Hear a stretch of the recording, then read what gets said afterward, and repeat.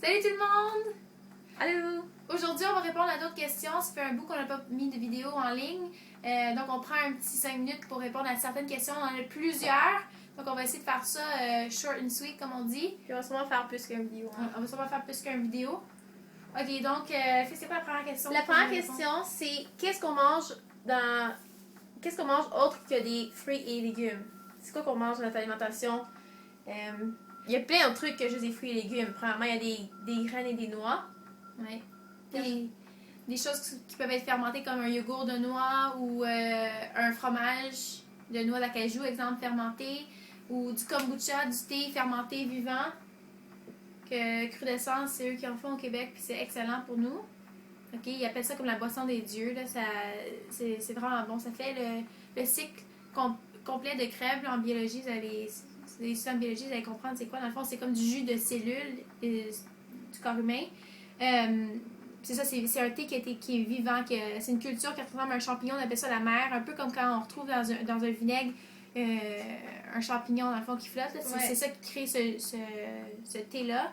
C'est bon pour la digestion, c'est bon pour la pousse de cheveux, il y a de la B12 dedans.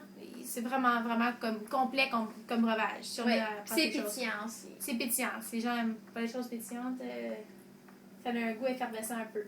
Sinon, on parlait, oui? Non, mais il y a la levure alimentaire. Oui. Sinon, une chose que j'ai appris à aimer parce que je dois avouer que j'aimais pas ça au début, là, c'est de la levure alimentaire. Puis Audrey était comme, vous t'en manges parce qu'il y a plein de B12 dans ça, Audrey. Puis dans le fond, ce que c'est. Vas-y, Audrey, dis-le, je m'en rappelle plus exactement. C'est fait en fait cultivé sur de la mélasse. Ah, c'est ça. OK, puis c'est une levure non active. C'est pas comme la levure qu'on va retrouver dans la bière pour faire du pain et tout ça. Là. C'est pas un sous-produit de la bière. Là. C'est vraiment carrément autre chose. C'est sur de la mélasse, mais ça ramasse pas un sucre ou rien qui se retrouve dans la mélasse. Puis c'est vraiment une autre chose, dans le fond. Ça a un goût un peu de noix, cheesy qu'on appelle. On peut mettre ça sur des gens qui vont prendre des pâtes puis ils vont mettre de l'olive. Puis au lieu de mettre du fromage parmesan, peu importe, ils vont mettre de la levure alimentaire. Moi, ce que je fais maintenant, parce que j'adore les avocats, puis au lieu de mettre du sel dessus ou peu importe autre chose, je mets plein de levure alimentaire puis je mange avec ma cuillère dans le fond. Là, puis c'est vraiment, vraiment bon. Oui. Puis c'est sûr, c'est important qu'il y ait une alimentation vivante. Il y en a qui vont dire j'étudie en biologie, puis manger juste des choses crues comme ça, vous allez manquer des choses à long terme.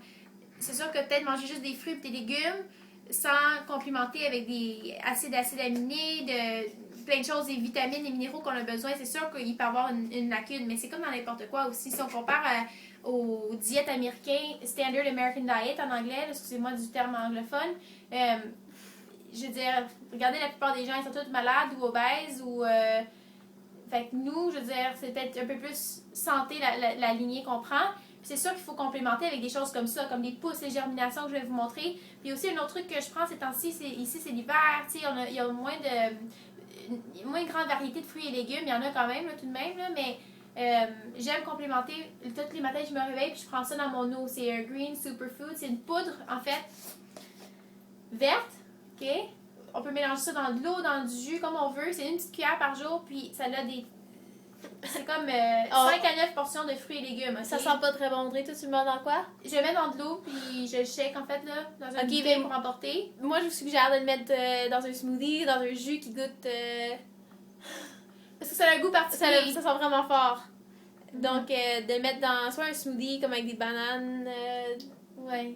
Je sais pas. Mais moi, je le bois vite, là, quand même, là. Puis celui-là, il y a une saveur de baie de goji puis d'acai.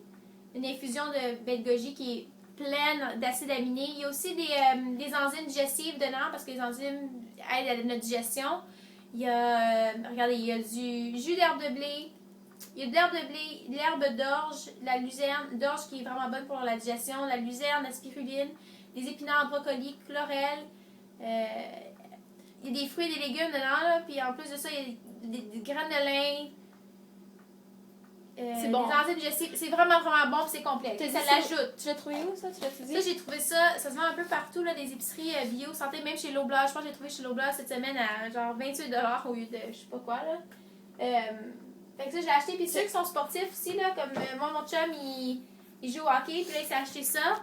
C'est une poudre de protéines, parce que si vous dépensez plus d'énergie, ben vous avez besoin de puis vous voulez bâtir de la masse musculaire, vous avez besoin de prendre plus de protéines que quelqu'un qui toute la journée reste à l'intérieur puis bouge pas. Ça fait du sens, ok? Donc ça, c'est une poudre qui s'appelle Vega. C'est un gars, le triathlète qui s'appelle Brendan Brazier qui a parti cette ligne-là. Il y a des livres qui s'appellent Thrive. Puis ça, c'est sa ligne de produits, tout vegan, fait avec des choses qui... natural plant-based. Ça vient des plantes, puis ça, c'est la saveur vanille. Fait que si vous êtes quelqu'un sportif, ça peut être quelque chose de bien. Ok, puis l'autre chose que moi, je trouve qui est ma chose préférée qu'on mange, c'est les germinations, les pousses et germinations. Parce que, c'est vraiment amusant à faire. C'est le fun de voir comme... Je vais aller chercher les autres. De les voir grandir, ok? Puis ça, je pense que c'est des alfalfa, Audrey? Oui, c'est l'alfalfa au trèfle. En tout cas, ça prend quoi? Quelques jours. Tu laisses tremper tes graines toute une nuit. Moi, je les laisse tremper toute une nuit. Le lendemain matin, tu enlèves l'eau. Tu les rinces avec de la nouvelle eau. Tu enlèves l'eau encore une fois tout de suite. Puis là, vous voyez comme des petits trous là? Puis tu le laisses pencher. Il y a de l'eau dedans, là? Non, il y en a, un peu. En tout cas, tu le laisses pencher. Si vous avez un rack comme ça, c'est vraiment pratique. Je vois pas. Ok. Tu le mets dans ton rack comme ça. Là, toute la journée, tu le mets sur le bord de ta fenêtre ou peu importe. Faut qu'il y ait de la lumière quand même. Puis, à tous les jours, tu fais juste rincer dans l'eau, t'enlèves l'eau immédiatement. À chaque jour, tu fais ça une fois par jour. Puis, à un moment donné, vous allez voir des petits germes. Puis, regardez, moi, j'ai mis dans des pots maçons comme ça. Quand j'en achète, parce que j'en achète en grande quantité quand même. Puis sinon, vous pouvez les trouver dans des sacs comme ça, chez Avril, ou dans vos épiceries santé, là, Moms, ça s'appelle. Puis c'est très bien. Là, ils vous expliquent même, il y a une charte, des instructions, comme exemple, cette graine-là a besoin de tant de jours, ou peu importe. C'est vraiment pratique. Ça goûte bon, puis ça se met dans les salades, dans des sandwichs, n'importe quoi, là, dans le fond. Là, ici, c'est notre petit coin de santé. Là, on a notre juicer, un extracteur à jus Norwalk, puis on a le déshydrateur. Puis justement, je vais vous montrer quelque chose qu'on fait avec le déshydrateur. En fait, deux choses. Ça, c'est les graines de sarrasin qui sont excellentes pour nous. Il y a toutes les protéines, elles sont pleines de fer, plein de trucs. C'est super bon, puis ça a un goût pas trop prononcé.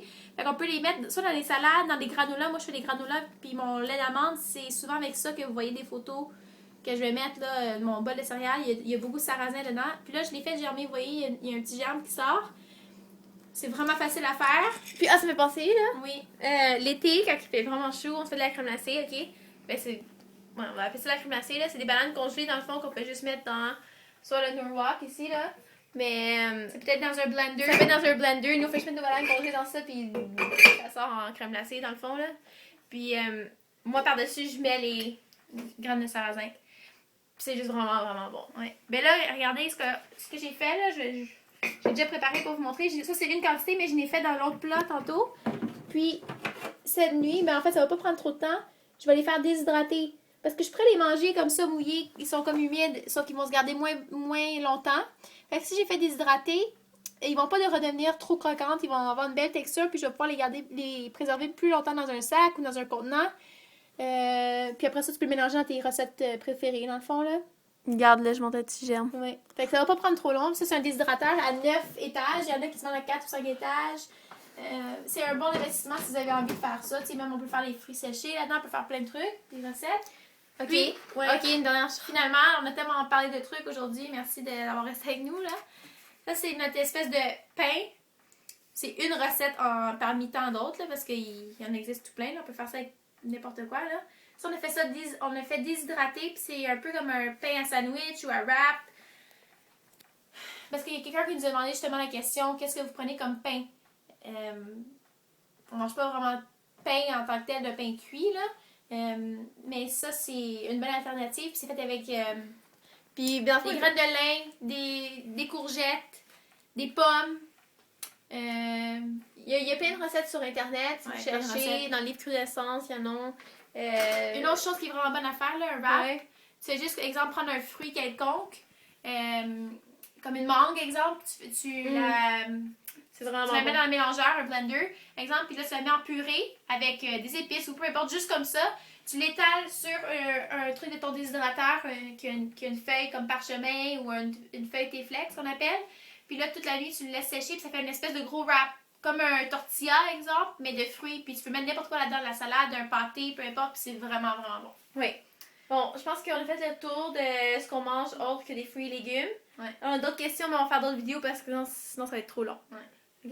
Bye, on vous aime!